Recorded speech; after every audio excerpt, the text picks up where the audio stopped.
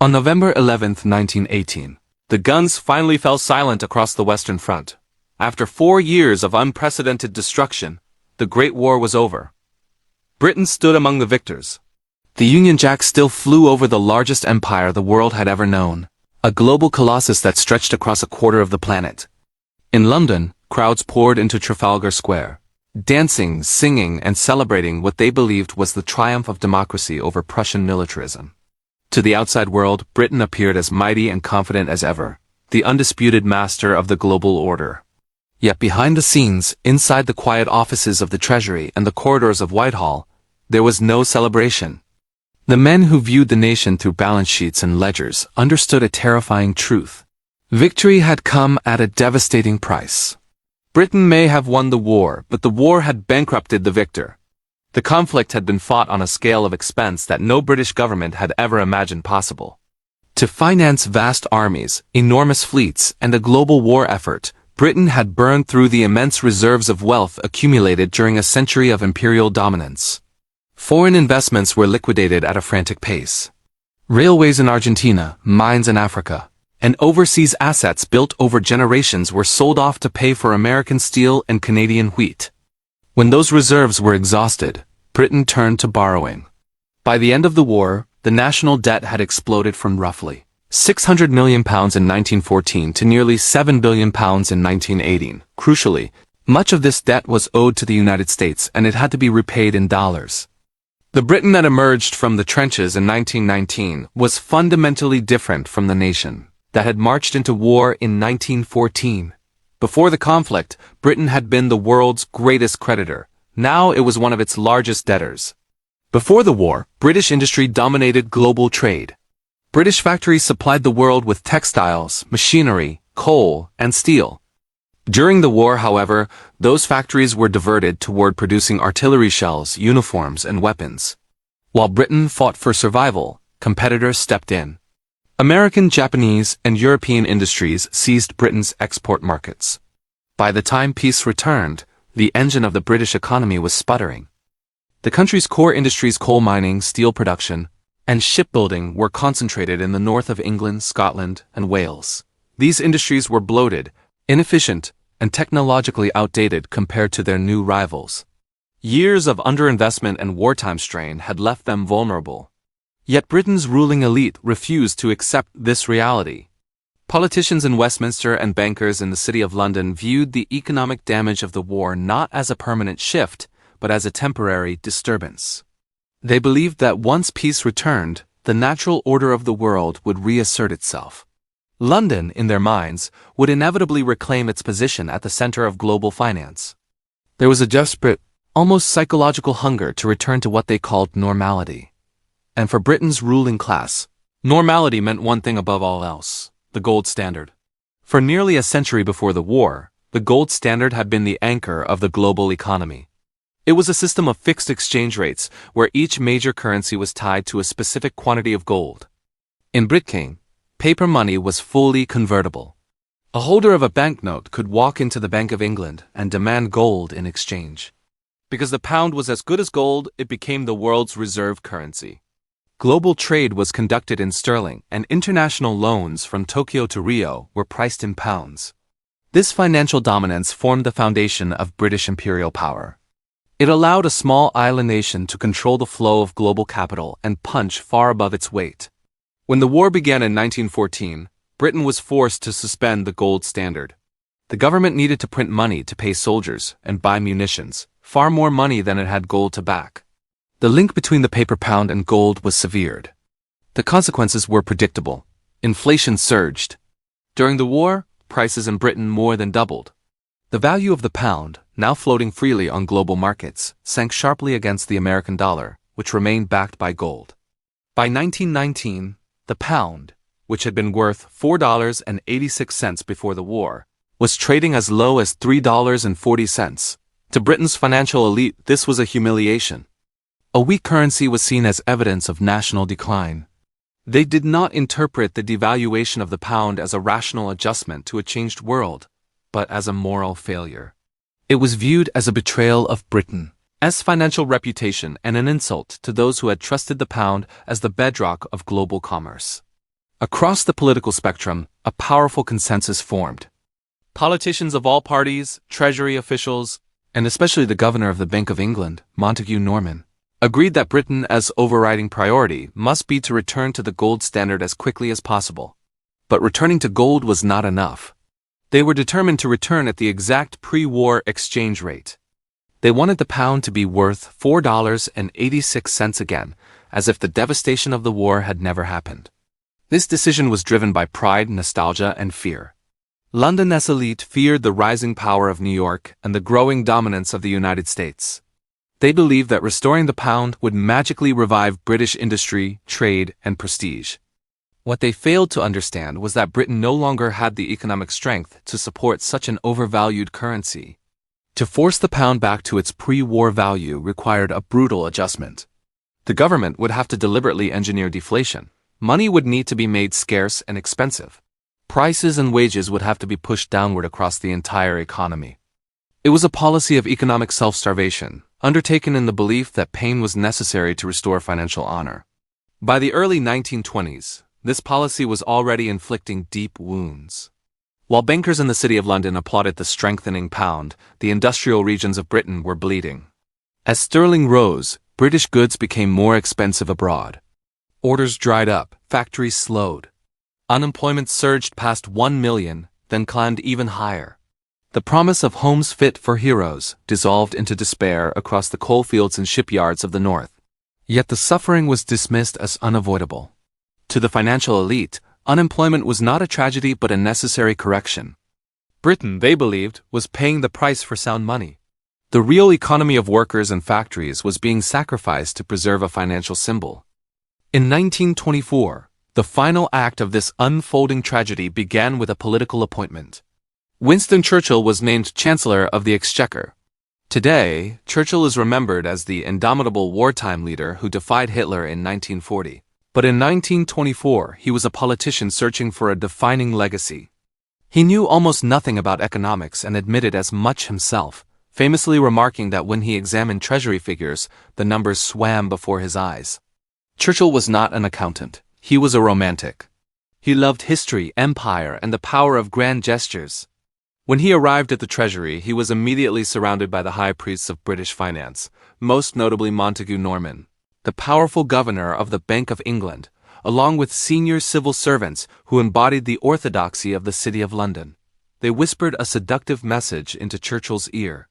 It was his destiny, they told him, to be the man who restored Britain to gold.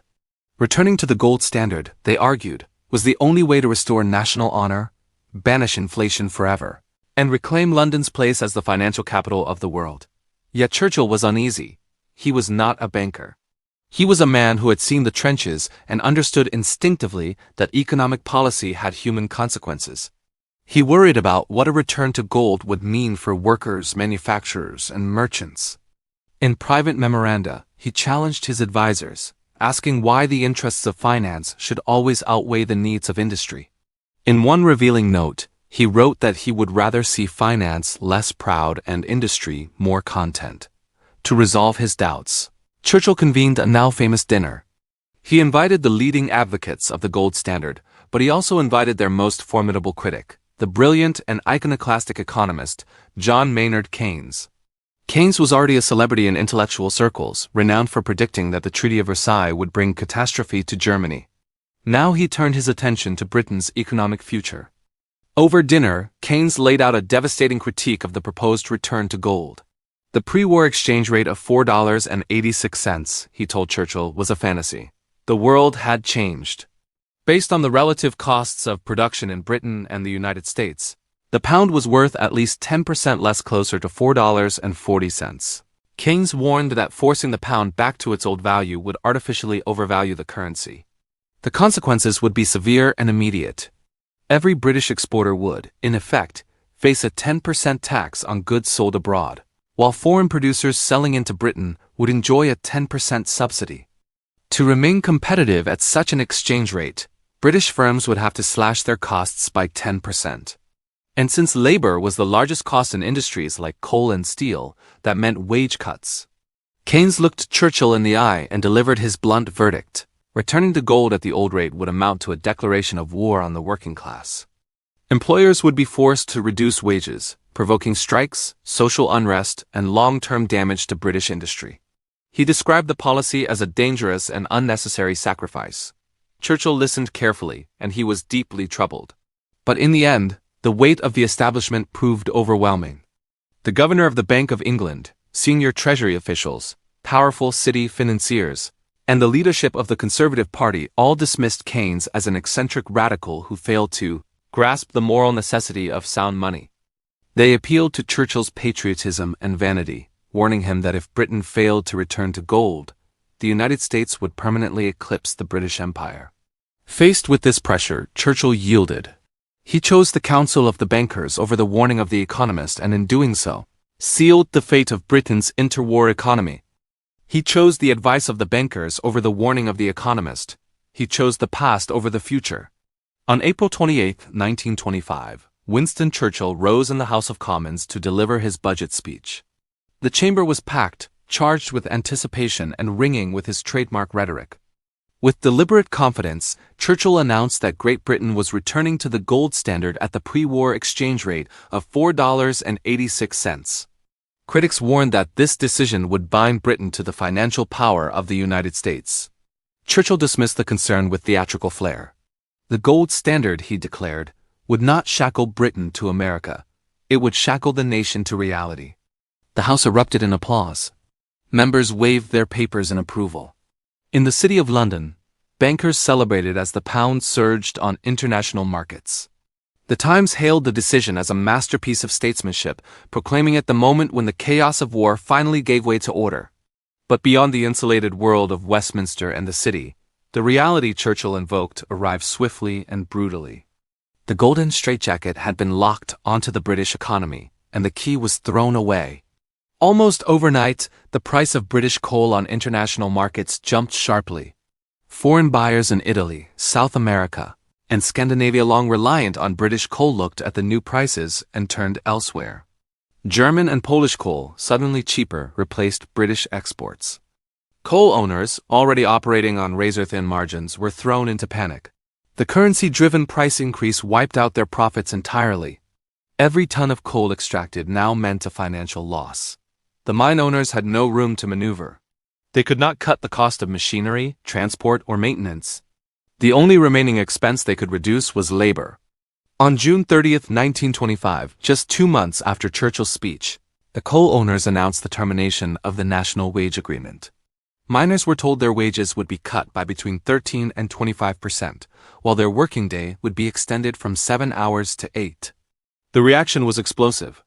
Coal miners were already among the poorest workers in Britain, laboring in dangerous, filthy, and exhausting conditions. Now they were being asked to work longer hours for lower pay, all to preserve a strong currency that benefited financiers hundreds of miles away in London. Outrage spread rapidly through the coalfields. The miners' leader, A.J. Cook, gave voice to their anger with a slogan that would echo across the country: "Not a penny off the pay, not a minute on the day." Keynes's warning had come true faster than anyone had expected. The return to gold had shifted the burden of Britain's war debts directly onto the backs of its hardest-working citizens. The strong pound functioned as a transfer of wealth from the coal miners of Durham and South Wales to the wine importers and financiers of Kensington. Recognizing that a nationwide strike was imminent and that the state was not yet prepared to face it, the government bought time. It introduced a temporary subsidy to the coal industry, allowing wages to remain unchanged for 9 months. It was, as critics observed, a bandage applied to a bullet wound. During those 9 months, both sides prepared for confrontation. The government quietly organized emergency supply networks to keep essential services running without coal. The trade unions, meanwhile, revived the Triple Alliance of miners, transport workers, and railwaymen, pledging collective resistance. As the crisis deepened, Churchill reportedly began to regret his decision. He had believed the gold standard would restore stability. Instead, it was pushing the nation toward class warfare, yet retreat was impossible. The prestige of the empire had been tied to the value of the pound. To devalue now would be an open admission of failure. When the subsidy expired in May 1926, the mine owners refused to withdraw the wage cuts. The miners refused to accept them. the owners responded by locking the miners out of the pits. On May 3, 1926, the solidarity of organized labor held. The call went out across the country. Buses stopped running. Trains ceased to move. Docks fell silent. Newspaper presses ground to a halt. The general strike had begun, the largest industrial dispute in British history. More than 1.7 million workers walked off the job. Britain was paralyzed. For a moment, it felt as though the nation stood on the edge of revolution. At the center of the crisis, unseen but unyielding, stood the gold standard, the golden chain tightening around the British economy. For 9 days, the machinery of the state all but stopped. The silence in shipyards, factories, and rail depots was eerie and profound. The struggle became a contest of wills between a working class fighting to protect its livelihoods and a government determined to enforce the unforgiving arithmetic of sound money. But the government had prepared carefully. In addition to stockpiles of coal, it possessed an unexpected advantage: the middle class. Thousands of students, office workers, stockbrokers, and retired army officers volunteered to drive buses, unload ships, and keep essential services running. They saw themselves as defenders of order against chaos. Churchill, whose budget had ignited the crisis, now took control of the government's propaganda newspaper, the British Gazette. He portrayed the strike not as an industrial dispute over wages, but as a direct challenge to parliamentary government itself. This, he wrote, was a conflict that could end only in the overthrow of democracy or its decisive victory. The rhetoric was effective. The leadership of the Trade Union Congress, fearful that the strike was slipping toward illegality and revolutionary violence, lost its nerve. On May 12, after just 9 days, they called off the general strike without securing a single concession for the miners. The decision was seen as a betrayal that mining communities would never forget. Abandoned and isolated, the miners refused to return to work. They endured 6 more months of grinding hardship. Families sold their furniture to buy food. Children went hungry. Floorboards were torn up and burned for heat. But arithmetic is a ruthless opponent. By November 1926, starvation forced the miners back into the pits. They accepted the longer hours and lower wages. The gold standard had prevailed, but only by crushing those least able to bear its weight. They had been crushed by the golden straitjacket. In London, the government and the city exhaled in relief. Order, they believed, had been restored. The pound was secure at $4.86. With the strike broken and wages forced down, officials expected British industry to surge back to life. But the revival never came. From 1926 to 1929, while much of the world celebrated prosperity, Britain stood apart, stagnant and subdued. In the United States, the Roaring '20s were in full swing. Factories expanded, automobiles rolled off assembly lines, radios entered millions of homes, and skyscrapers climbed skyward. Stock prices soared. Even France and Belgium, which had wisely devalued their currencies after the war, saw their industries recover and exports grow. Britain, by contrast, remained mired in decline. The core problem had not disappeared. The pound was still overvalued, and British goods were still too expensive for global markets. The wage cuts imposed on coal miners and industrial workers were nowhere near enough to offset the 10% handicap created by the exchange rate. To keep the pound fixed at its pre-war value, the Bank of England was forced to maintain high interest rates. If rates were lowered to help businesses borrow, invest, and modernize, gold would immediately flow out of London to New York, where returns were higher. And so Montague Norman, the governor of the Bank of England, kept his foot firmly on the brake. It was a quiet tragedy of economic management.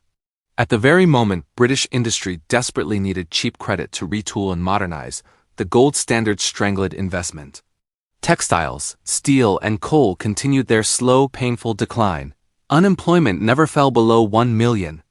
In some northern industrial towns, as many as 70% of working-age men were without jobs.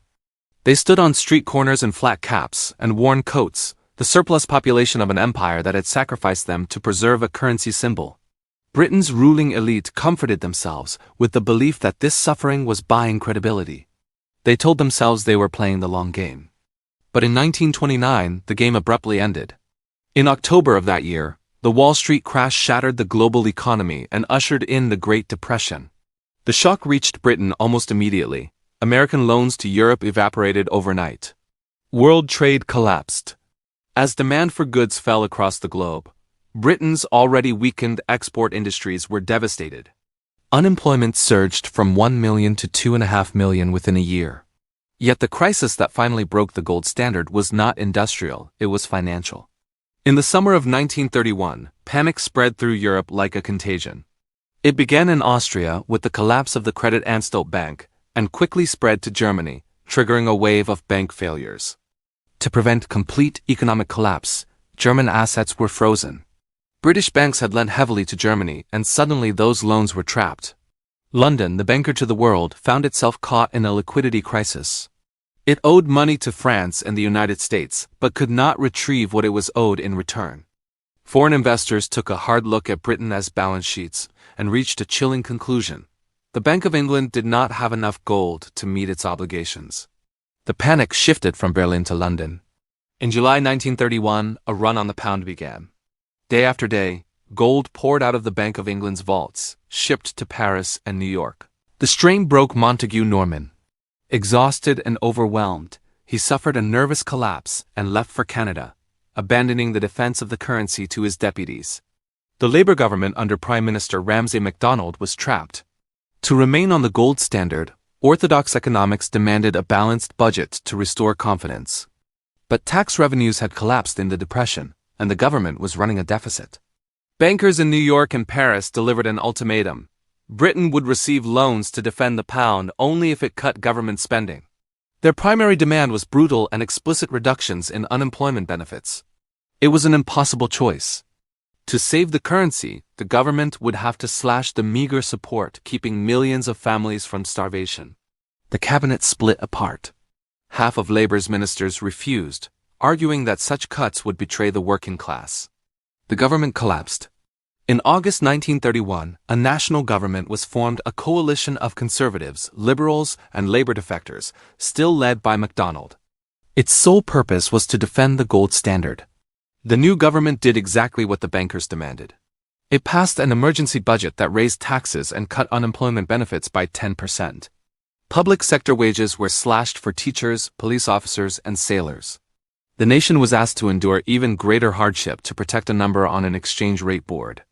Officials warned that abandoning gold would bring hyperinflation like that of Weimar Germany.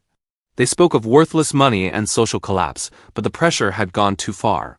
The breaking point came from an unexpected place. In September 1931, sailors of the Atlantic Fleet, anchored at Invergordon in Scotland, learned that their pay was being cut. Their wages were already barely enough to support their families. In response, they mutinied. It was a quiet, unmistakably British mutiny, no violence, no weapons. The sailors simply refused to work, gathering on deck and singing. But the symbolism was devastating. If the British government could not command the loyalty of its own navy, the ultimate symbol of imperial power, how could it defend its currency? Financial markets panicked. The run on the pound turned into a stampede. In just 3 days, the Bank of England lost nearly all its remaining gold and foreign currency reserves. Millions of borrowed dollars were spent trying to support the pound, but the effort was futile. On Saturday, September 19, 1931, the directors of the Bank of England met in emergency session. The vaults were empty. Loans from abroad had been refused. The truth was undeniable. After starving miners, crushing industry, slashing benefits, provoking unrest, and enduring a decade of stagnation, the defense of the gold standard had failed. On Sunday, September 20th, the government issued a brief statement. Britain was suspending the gold standard. The pound would no longer be convertible into gold. It would float freely and find its own value. The elite braced for catastrophe. They expected chaos, inflation, and the collapse of London as a financial center. Instead, something remarkable happened. The pound fell from $4.86 to around $3.40, almost exactly where it had stood in 1919 before this long experiment began. But the apocalypse never arrived. Shops remained stocked. Trains ran. Life continued. More than that, the economy began to recover. A cheaper pound made British goods competitive again. Exports rose. Freed from the obligation to defend gold, the Bank of England slashed interest rates. Cheap credit flowed into the economy, fueling a housing boom and encouraging the growth of new industries: automobiles, aviation, electronics. Leaving gold was not a disaster. It was the beginning of recovery. Britain emerged from the Great Depression faster than the United States, largely because it abandoned the golden straitjacket years before Franklin Roosevelt did. The true tragedy of the 1920s became painfully clear. A decade of unemployment, hunger, and social conflict had been unnecessary. It was a self-inflicted wound caused by men who valued the prestige of the past more than the realities of the present. The lesson was brutal and enduring. A currency exists to serve the economy, not to dominate it. When a nation sacrifices the well-being of its people to defend a symbol, it destroys the very strength it seeks to project. Britain remained a great power for a few years longer, but the financial backbone of the empire had been broken. The lost decade had weakened its industrial base just as a new and dangerous force was rising in Germany, one that Britain would soon be forced to confront, without the economic reserves it once possessed. This concludes the story of how Britain crushed its own economy. It is a story of hubris, of flawed arithmetic, and of the terrible price paid by ordinary people for the vanity of their leaders. On September 21, 1931, the day after Britain abandoned the gold standard, the sun rose on a transformed world. For centuries, the City of London had been the undisputed center of global finance. Now, it had blinked. By severing the link between the pound and gold, Britain quietly admitted that it could no longer dictate the terms of the world economy. This moment marked the end of Pax Britannica in finance, and the true beginning of the American century. Inside Britain, however, the consequences of this decade-long experiment were only beginning to harden into permanent scars. Leaving gold saved the economy from total collapse, but it came too late to repair the nation's social fabric. The 1930s in Britain became known as the Devil's decade, a time of bitterness and division that revealed what happens when a government protects a currency symbol at the expense of its people. In the immediate aftermath of devaluation, Britain split into what observers called two nations, in the South and the Midlands, where new industries such as automobiles, aviation, and suburban housing were concentrated. Cheap credit unleashed a wave of growth. For the middle classes around London, life improved rapidly. Families moved into semi-detached houses with electricity and indoor plumbing. They bought cars, visited cinemas, and embraced modern consumer life. For them, the crisis appeared to be over. But in the north, in the coalfields of Wales, the shipyards of Scotland, and the steel towns of the northeast, the Depression never truly ended. These were the industries sacrificed in the 1920s to defend the strong pound. Starved of investment for a decade, their machinery was obsolete, their workers exhausted, and their markets gone. Even with a cheaper currency, many could no longer compete. The damage inflicted by the golden straitjacket had been permanent. The result was economic apartheid. Entire towns were reduced to shadows of themselves. In places like Jarrow, a shipbuilding town in the northeast, unemployment reached 70%. These were men who had built the battleships that helped win the First World War. Now they were officially classified as surplus. The government in London, still haunted by fears of inflation and debt, refused to intervene. It clung to economic orthodoxy, insisting the market would eventually correct itself. But the market did not correct itself. It abandoned them. In October 1936, desperation boiled over into one of the most powerful episodes in British history, the Jarrow March. 200 men, dressed in their Sunday best, set out on foot from the northeast of England and began a 300-mile journey to London. They did not march to riot or overthrow the state. They marched simply to ask for work. They carried a petition signed by their town, pleading for the construction of a steelworks so they could support their families. Through rain and wind, sleeping in church halls and barns, they walked south, ghosts of the gold standard moving through the countryside. When they reached London, they expected to be heard. Instead, Prime Minister Stanley Baldwin refused to meet them, fearing it would set an unwelcome precedent. The marchers were given a small sum for train fare home and dismissed. The march failed to secure jobs, but it succeeded in engraving the image of abandonment into the national consciousness. It revealed a class of people effectively excluded from citizenship by the cold arithmetic of finance. This bitterness fueled political extremism. As in Germany, where economic collapse opened the door to Hitler, Britain's abandoned industrial regions became fertile ground for radicals. Sir Oswald Mosley, a charismatic aristocrat and former labor minister, concluded that parliamentary democracy had failed. He founded the British Union of Fascists, donning black shirts and holding mass rallies. He told the unemployed that salvation lay in crushing the bankers and politicians who had betrayed them. Mosley never gained real power largely because much of the British middle class remained comfortable. But the fact that fascism found an audience at all was a warning sign of how deeply the nation had been destabilized. At the imperial level, Britain's retreat from gold reshaped the empire itself. No longer able to enforce global free trade through financial dominance, Britain turned inward. In 1932, at the Ottawa Conference, it abandoned a century of free trade doctrine and introduced imperial preference. Tariffs were raised against foreign goods, while trade within the empire was protected. What had once been a global engine of commerce became a defensive bloc, huddled together against a hostile world. The gold standard disaster had forced Britain to narrow its ambitions. Intellectually, the failure of the 1920s changed economic thought forever. It was the complete vindication of John Maynard Keynes.